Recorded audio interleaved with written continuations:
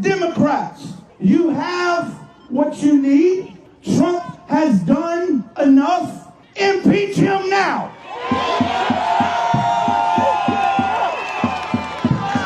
You cannot pass executive orders that are in direct violation of our Constitution. You can't take an oath to the same Constitution that you wipe your ass with. You cannot come in and day out and ignore the courts, ignore the legislative branch, ignore the checks and balances. You cannot call yourself the law as he has done. This is grounds for impeachment. I want to introduce all of y'all to this man. Hey, so what's your message out here? My message is I'm super happy. I got pardoned.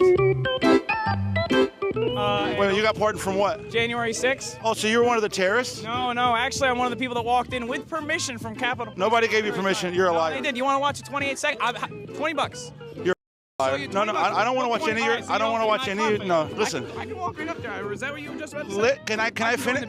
Listen. Shh. Just so you know, on a joint session of Congress. Talking this close, just don't put hands on, because I'm not putting hands on you. Did I touch you? No, I'm letting you know, because you look a little amped up, and I just to make a bad. I'm a veteran of this country, so when I watch terrorists try to take over my country on January 6th, it low-key pisses me off. Did you witness all the terrorists go in the building that day? I didn't witness the fights, I'll tell you that. I also witnessed officers telling me I could go further into the building. Do you want to see it or not? It's 28 seconds of your life. All right, show it to me. Let's see it. I want to see it. What's your name, by the way? Jolly. Oh, I like that. Brandon. What was your inmate number? 377943. I'll refer to you as 377943.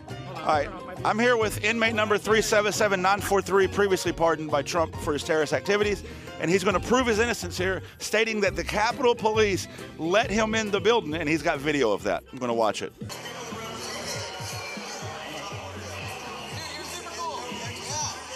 Super cool. You're super cool. Appreciate it, guys.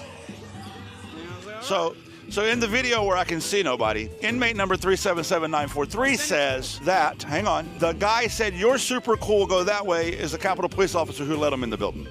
No, I said, hey, I was told there's cool statues to look at over here. At this point, Yaposaurus Rex goes on and on about how the Capitol Police officer told him where the cool statues were, where the cafeteria was, and just a long, drawn-out bullshit story to imply that he was there with the permission of Capitol Police, which we know to be a lie. But then he said this.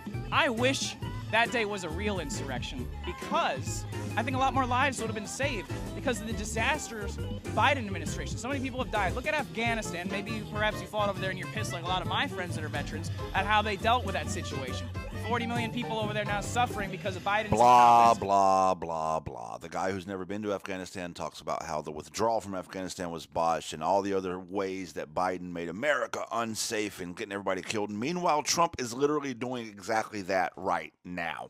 This coming from the guy who voted for, the guy who's trying to start a war with Panama, start a war with Greenland, start a war with Canada, who's tanking our economy. This coming from the guy who's never been in the military telling me how withdrawals are supposed to look. He is an activist and a name you should absolutely know. Can I just say something to that, Don? Because I hear a lot of people saying, not just about the parade, but just about everything. Like the National Guard sent to L.A. and active duty Marines sent to L.A. There's a lot of people saying, can they just say no? Can they just not follow orders? So the short answer is, yeah, you can. If it's an unlawful order, you don't have to follow it. But if there is people in the command that believe it, then you're going to face punishment. And so I say all that to say this. Please do not forget where this country recruits its military from.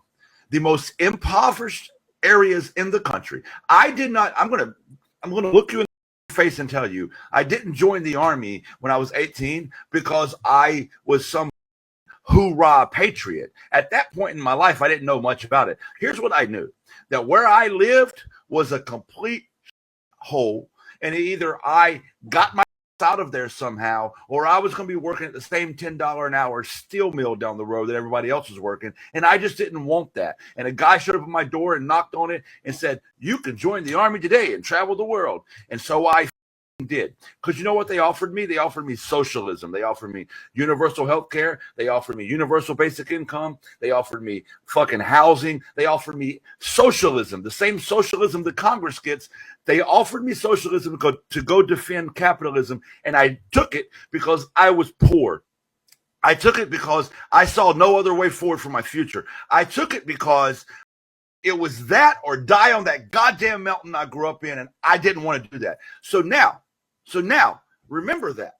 You got these troops in here who most of them are just looking for a better future for themselves, who came from the result of unfettered capitalism. They're the result of late-stage capitalism. They're the result of Republican policies that have put people in the gutter. They're the result of Republican policies that still haven't raised the minimum wage in 40 years. They're the result of Republican policies where you can't buy a house and you can't afford rent. And so they had no other choice but to sign a dotted line saying, I would die. I would rather go across the globe and die than live where I grew up. And that's why they're in the military. So it's not as easy as saying no, because they don't have a saying no and getting out of that military that you saw as your only way out. You don't know what you're going to go back to, because this was the one way to get out of the gutter. And now the president, the commander-in-chief, has betrayed that military and put them in that precarious situation Matt was just talking about. And that's terrible. When asked if the military can just say no to their own participation in LA,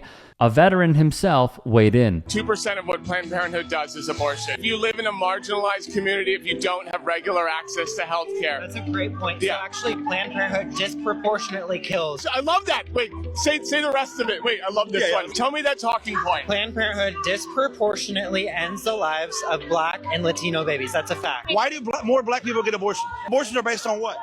Lack of access to resources.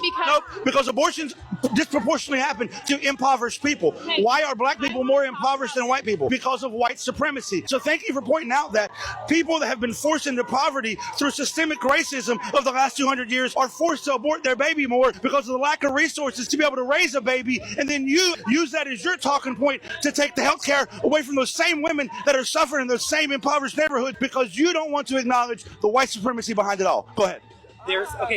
Abortion is rooted in racism. It's inextricably tied to eugenics. Margaret Sanger. I love the Margaret Sanger point. Margaret Sanger started Planned Parenthood. Early on, she was a eugenicist. Planned Parenthood said, hey, she was a eugenicist. Her early views were very bigoted. Planned Parenthood did not offer abortions until 4 years after she was dead. Why did Margaret Sanger, what made her popular to begin with?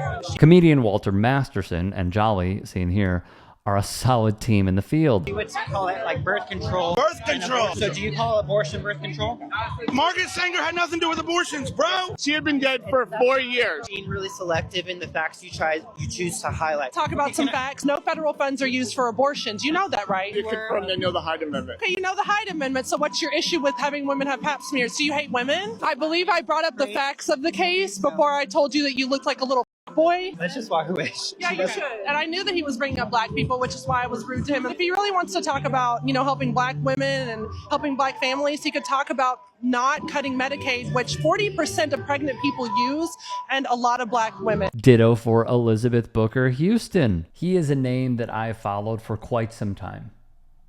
And I remember one video distinctly where he told someone that he is a civil rights activist, and seeing the look on their face was breathtakingly awesome.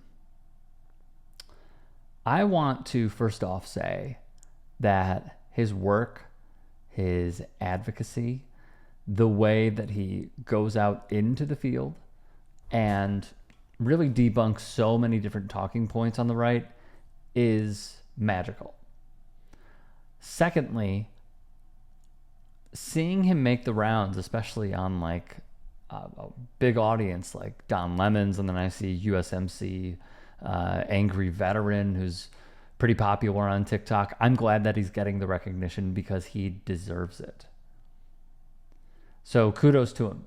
I've reached out to him. Hope to have him on the podcast, The Rick Strom Show, which you should subscribe to on YouTube, Apple Podcasts, and Spotify, because I think the conversation would be awesome. But overall, just a great dude. A dude that just gets it. If you can and are willing, please become a paid member here at TYT Sports. and or go to tyt.com/join. In addition, you can follow me on Twitter, Instagram, and TikTok. Appreciate it. Have a great day.